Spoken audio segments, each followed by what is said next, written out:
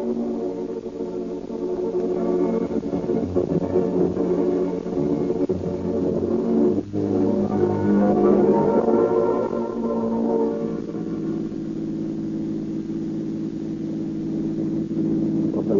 calling all cars. Attention all cars. Broadcast 18. A fire at 1517 East 1st Street. Damage $147,000. The fire department suspects a pyromaniac. All cars will cooperate with the Arson Bureau. Go get him, boys. That's all. Rosenberg.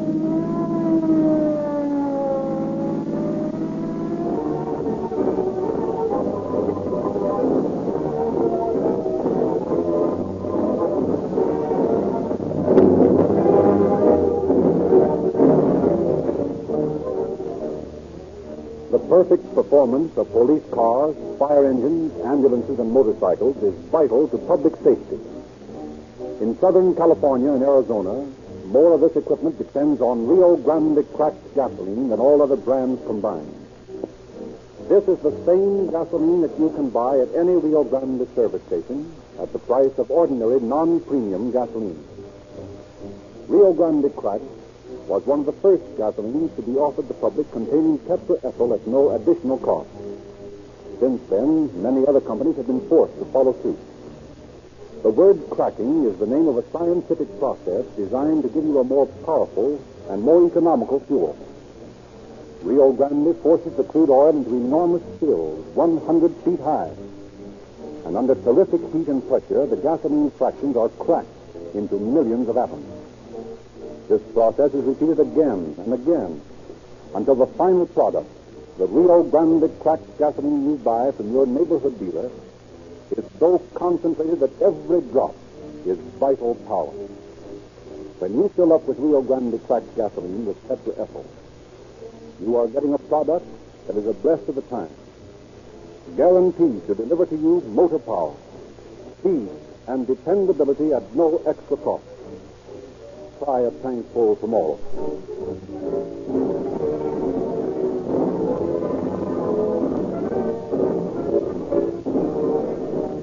Once more, it is our pleasure to introduce Chief James E. Davis of the Los Angeles Police Department. Chief Davis. Good evening, ladies and gentlemen.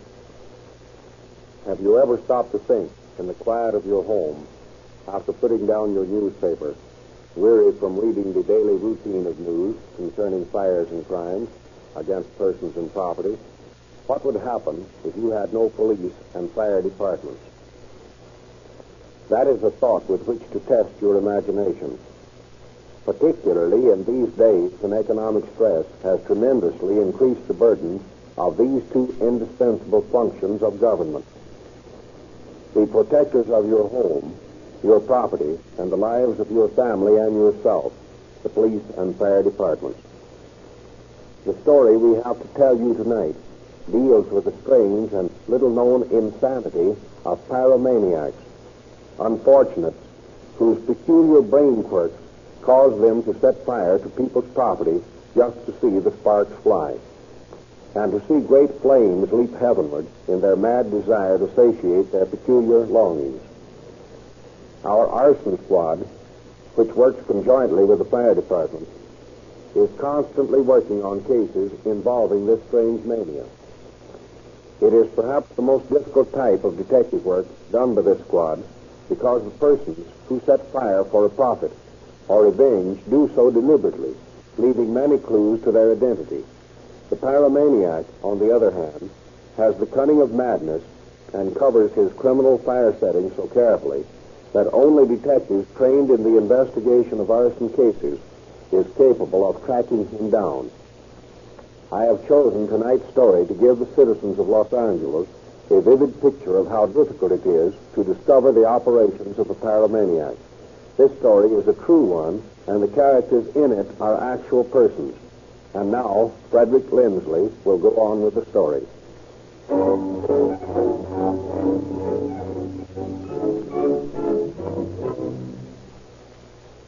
In tonight's dramatization, we shall review the case of a Los Angeles pyromaniac, or firebug. whose lust for excitement destroyed $147,000 worth of property in a few days. It is September of 1924. Thomas McGee, a high official of the Southern California Edison Company, brings a young man of pleasant appearance to his home.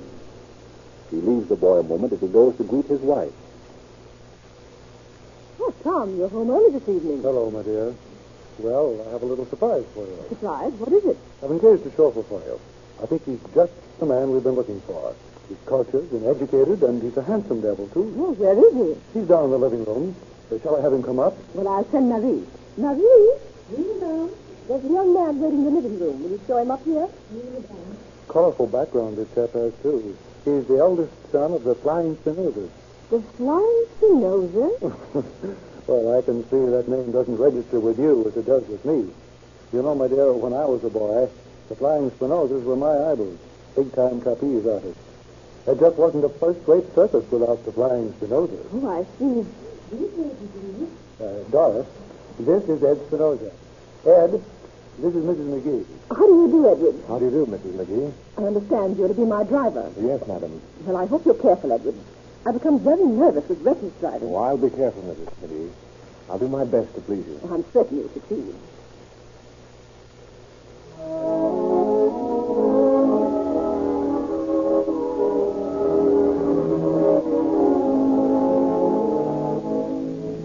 And for a while, it seemed that Ed would succeed. He was diligent and courteous and performed his duties smoothly and unobtrusively. Some weeks later, Mr. McGee gave him a more responsible position, that of chief watchman at the Edison Company's garage at 1570 East First Street. He and the men under him are responsible for the hundreds of company cars stored there. Ed works with his usual quiet competence. Then, on the night of November the 12th, fire breaks out.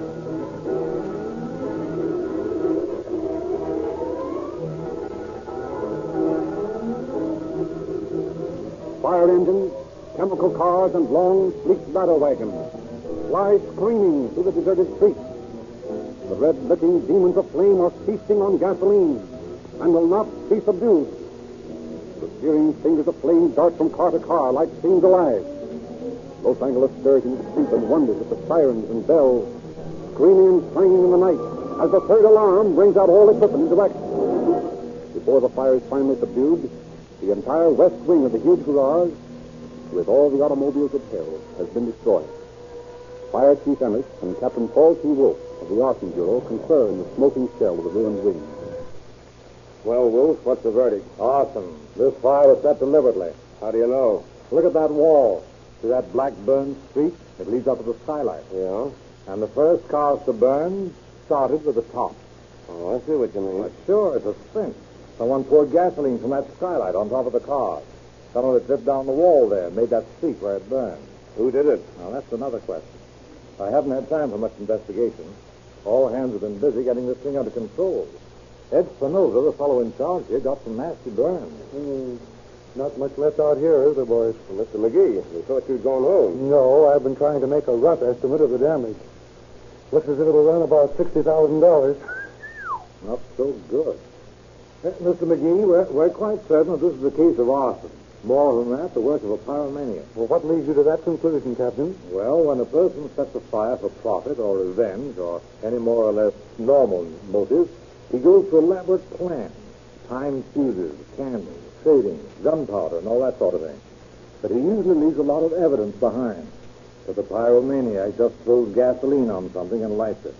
It's so beautifully simple that it's much harder to catch him. I see. What about the watchmen working here, Mr. McGee? Well, they've both been here a long while, Chief, and they're loyal and dependable. What about Spinoza?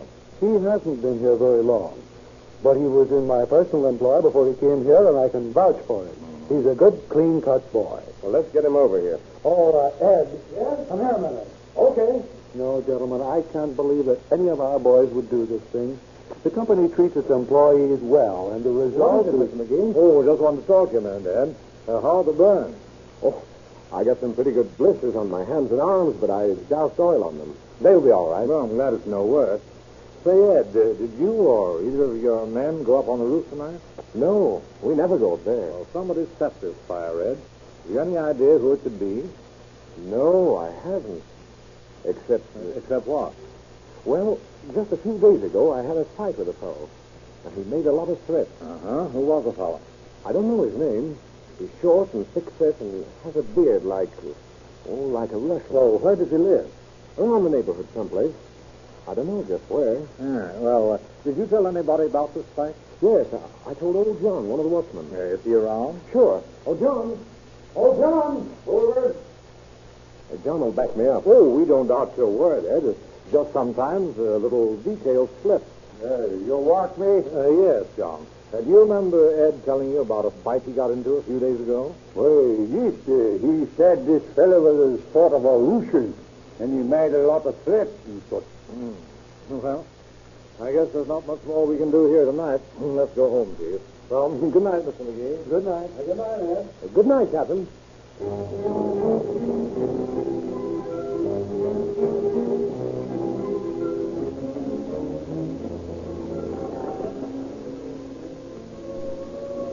The very next night, the neighborhood again thrills to the charging fire engine. As a fire breaks out in the abandoned Big Four depot, used as a shelter by tramps and vagrants. Captain Wolf visits the scene of the fire and finds no evidence of arson. But he does find someone he knows assisting the firemen in fighting the flames. Well, Ed, you got enough fire and smoke last night? Oh, hello, Captain. Well, you see, I heard the rumpus, and I thought I'd help put it out. Oh, I see. Say, Ed, have you seen that Russian fellow around that you had the scrap with? No. Well, be sure to let me know if you hear from him.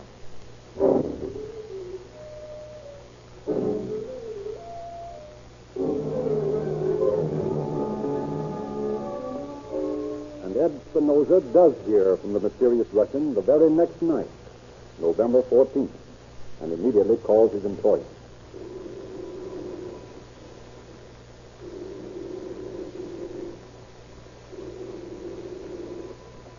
I'll get it, does. Hello. Who? Oh, yes, Ed. What's the matter? I see. Well, I wouldn't make too much of it, Ed. Probably just some crank. Have your men keep an extra sharp watch and don't worry. Oh, no, I don't mind. You did just the right thing to call me. Good night. What is it, Tom? Ed Spinoza had a threatening call down at the garage. Someone rang up and said, I failed the other night, but tonight... Oh, Tom, you don't think that... I think that Ed is unduly excited. Ed is unduly excited. There are a lot of cranks around, you know. If he keeps a sharp watch, nothing will happen.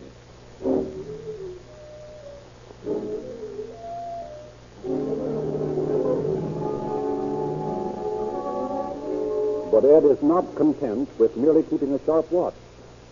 He makes another telephone call, this time to the police station.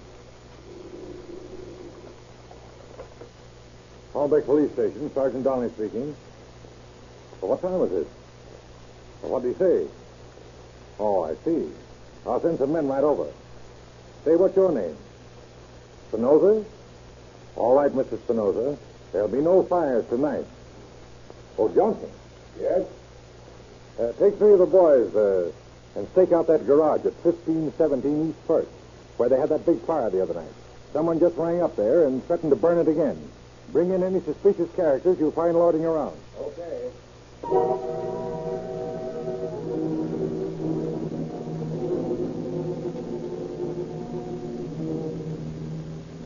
The officers keep a close watch for hours and see nothing to arouse their suspicion. At 3:40 on the morning of November 15th, they return to the Hollenbeck station. Exactly 7 minutes later, at 3:47, fire breaks out in several places in the main wing of the Edison garage.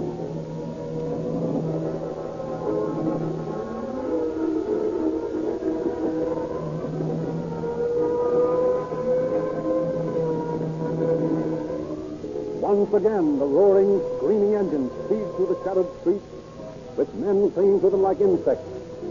One alarm. The main wing of the garage is doomed as hundreds of cars burn. Two alarms. More and more apparatus. More and more men are poured into East First Street to reinforce the governmental band that is struggling against the crackling, glaring monster. 3 alarms! Now the fire engines are guided in their mad rush by the ominous red glare of the flames against the sky. Chief Ennis and Captain Wolf are accompanied by Detective Lieutenant Jack Gooding and George Price of the fire department. The center of the building is completely destroyed before the fire is subdued. It is a bewildered group that gathers in the office to review the situation. Well, boys, about 87,000 in damages this time. $147,000 gone up in smoke in 2 days. It's a lot, Mr. McGee. There will be more if we don't get the fellow that did it. What about the phone call, Wolf? I'm just coming to it, Chief. What time did you say it came, Ed? 12:15. I know because the alarm clock was right here. Where was the watchman? Well, you see, Lieutenant Gooding, ever since the fire the other night, I've been sending them back to the alley. One man on each side of the building. They flashed their lights to meet in the alley. Old John here and Mac were back there when the call came. Oh, I should think they would hear a telephone bell ring from there. How about it, John? Did you hear a phone bill? Well, Captain Wolf, I did hear a bell ring, but I didn't know for sure it was a telephone. Well, why not? Oh, I don't know. It sounds kind of funny. I don't get what you mean, John. Well, it was like a telephone, and then again it wasn't. Well, that's a help. Now, let's see, Ed. Which one of these phones did you say the call came on? This one. Oh, you must be mistaken there. No, I'm sure, Mr. McGee. Well, why do you think he was mistaken, Mr. McGee? Well, you see, Captain Wolf, this is a private phone for outgoing calls only. So it couldn't have been this one. Well, that's the one that came over just the same. I've got an idea. Chief, would you and Mr. McGee and Spinoza step outside just a minute? Jack and I have something to take up with John here. Oh, I ain't done nothing. Honest, I don't know nothing about it. Now, don't get excited. Shut that door, will you, Jack? Really, Captain, honest to God, I didn't... Why, of course you did, man. I just want you to listen while I ring this alarm clock. Just wait till I get it set. Yeah. Now, there she is. Now.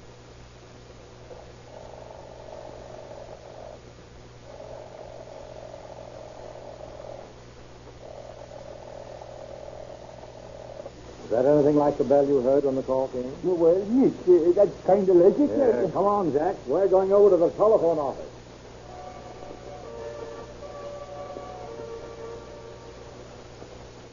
Right over here, officer. The operator was quite upset by the current, but I know she'll do all she can to help you. This is the young lady. How do you do? We want to trace a call that was made on the private line into the office of the Edison Company garage. Well, there was only one call there all night. A man called from that phone and wanted to trace a call he said came in there. He seemed mad or excited or something. And what did you tell him?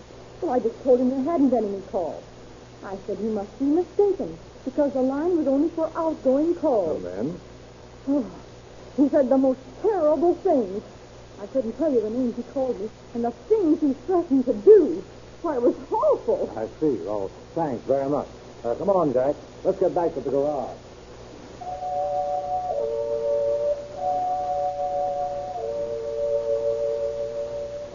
I think we've got your man, Mr. McGee. Who? Spinoza. It can't be, Captain. I tell you, that boy I'm is... sorry, but it looks bad for him. I want you to send him on his rounds, just as though nothing had happened. But why? We'll give him the benefit of the doubt. If he's innocent, okay. If not, he needs just a little more rope to do a first-class job of hanging himself. All right. Oh, Ed. Yes, Mr. McGee? You better take your plot and make the rounds on the mezzanine and keep your eyes open. Okay. I still think you're mistaken. Maybe I am, Mr. McGee. We'll see. That telephone I call... know it doesn't look good, but there are lots of times. Oh! Wait, Ed! Ed, what's happened? What's happened there? come on, upstairs, boy. Ed, are you hurt? What's happened up there? He's up there. He attacked me. He hit me with a blackjack. See? He jumped out of that closet. Here. This one here? Here, let's see. That's about 3 feet wide and about 5 feet high. He'd have to be stooped over in a pretty cramped position, wouldn't he? Yeah, I guess he was. The floor's all covered up with shoes, too. He couldn't have been very comfortable. Look, here's where he broke the railing when he threw me against it. And he broke the strap on my time clock. Strong, wasn't he? Like an athlete. Look where he hit me on the head. Right there. See that cut? Feel that bump. I don't see. Why, of course you see it, Jack. It's a bad one, too. The one that didn't knock you out, Ed. Well, I keep in good shape. I can take a lot of punishment. Yeah. Where could he escape to? Well, there's only the stairs that Ed came down. There's this fire ladder to the roof. That's right. Some of the boys must be up there yet. Well, let's take a look. Mr. McGee, you stay here with Ed and Price. Keith, I'd like you to come up top with Jack and me.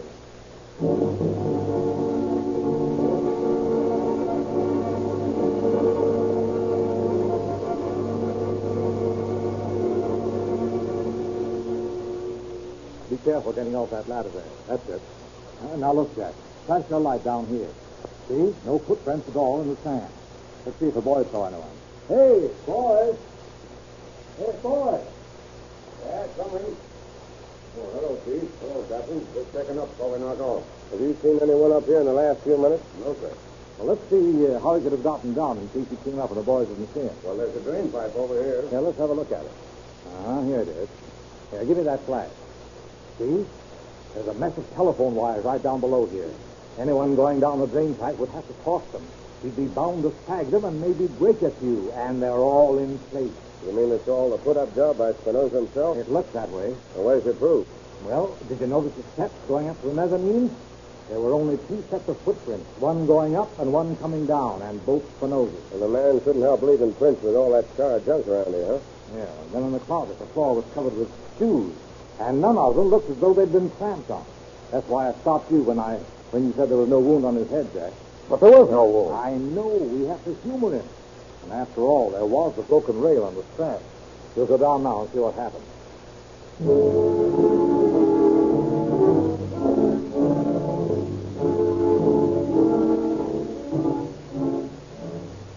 Then did you find anything? No, he couldn't have gone up there. Then he must still be in the building. It looks that way, doesn't it, Ed? You better keep it sharp watch. Maybe I'd better make the round from the east wing. That's the only one left, isn't it, Ed? Yes, that's the only one left.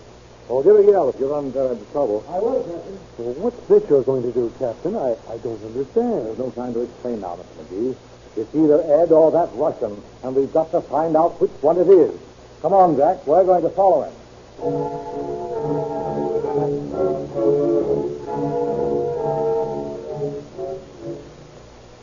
Where'd he go? I can't see him. Someone behind that board in the middle there. You don't think he'd be crazy enough to wait? There goes the gasoline. Let's get in there before he lights it. Oh, Captain. Lieutenant. Look what I found. Someone opened the petcock on this car, and there's gas all over the floor. The game's up, Ed. What do you mean? Come on, Ed. What's the use of stalling? We know you did it. Why, now listen, Captain. Just be logical. Look at these burns. They hurt. I got them fighting these fires. Would I light fires and then go and get burned fighting them? Now, would I? Yes, Ed, you would. Come along.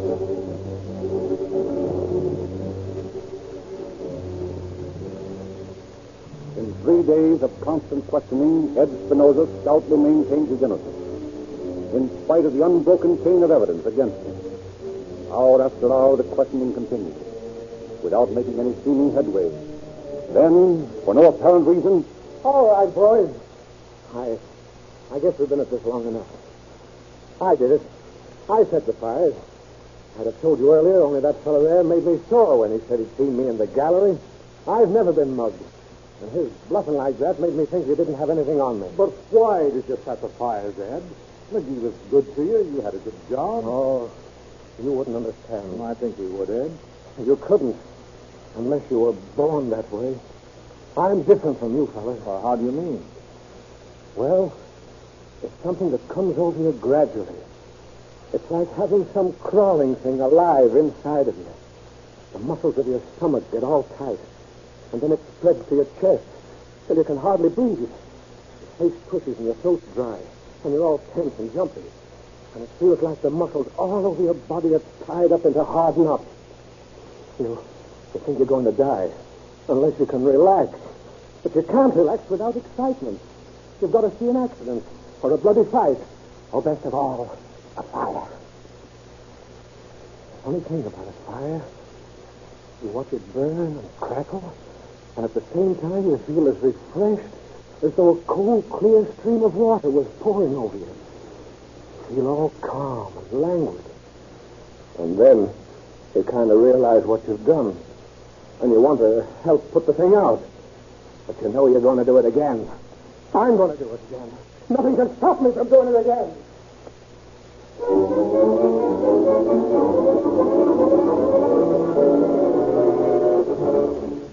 Edward Spinoza was committed to the state hospital for the insane at Norway. For 6 weeks, he was a model inmate and caused no trouble. Then one day, another inmate conceived a cruel joke in his warped and distorted mind. The guards are gone. What's that you've been trying to tell me? Ed, I heard them talking about you. What did they say? Oh, they were saying something about a new kind of operation. They were going to try out on you. New kind of operation? What do you mean? They do the same things to rabbits and guinea pigs and dogs sometimes. They're going to try it out on somebody, and you're the guy. Are you sure? Sure, I heard them. I tell you. Say, they can't do that to me. Operation? I'm not a rabbit. I'm not a guinea pig or a dog. I'm Ed Spinoza, the flying Spinoza. That's who I am. They can't do that to me. I'm going to get out of here. Right this minute. That's what I'm going to do. Let me out of here, you hear me? Hey, what's going on here? Ed, for goodness sake, will you control yourself? You can't operate on me. I'm not a guinea pig. Let me out of here. Oh, listen. Nobody's going to operate on Oh, you. get out of my way. Oh, listen, Ed, you're all wrong. I'll kill you, sir. Come on, grab him. Hold that around. Now, come on, Ed. Listen to us, will Oh, you? no, rabbit. Let me out of here. Who told you anything about an operation? I was only fooling me. Don't get a rabbit here, operation. Get a rabbit. I'm Ed Spinoza. I'm going to get out of here. You can't do this to me. Get here. You can't do this to me.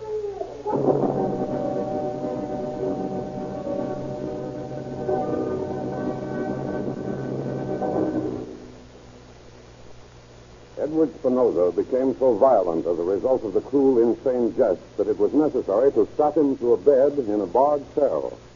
In the morning, he was gone. With his tremendous natural strength, augmented by the superhuman strength of the maniac, he had not only burst the straps which held him, but had pried the bars of the window apart.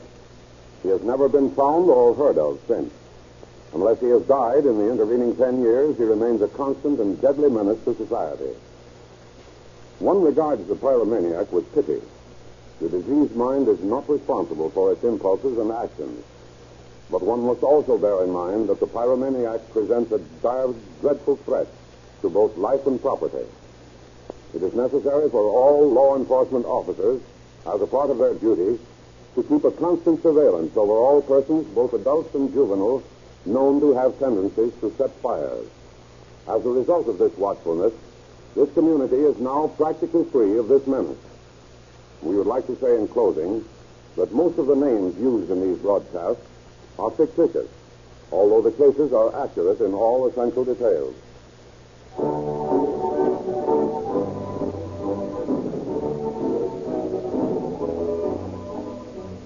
Ladies and gentlemen, are you getting all the efficiency and power from your car that the manufacturer intended you should get? Modern motors are built to give you quick getaways, surging power, instant start. But they cannot deliver these advantages with inferior gasoline. Why not test your car? You'll quickly find out what it can do if you try a tank full of Rio Grande cracked gasoline with tetraethyl. This great motor fuel will bring out the best in an automobile. It has proved its ability by powering more police cars, fire engines, ambulances, and motorcycles operated by cities and counties in Southern California and Arizona than all other brands combined. If you want to know the truth about your car, Rio Grande cracked with tetraethyl will tell you whether you need repairs or a change in gasoline. And remember, Rio Grande cracked with tetraethyl costs no more. Next Wednesday at the same time, Chief Davis will bring you another authentic dramatization from the files of the Los Angeles Police Department. Tell your friends about the sensational broadcast, presented by Rio Grande, not only for your interest and pleasure, but also as a contribution in the interest of public safety and crime prevention.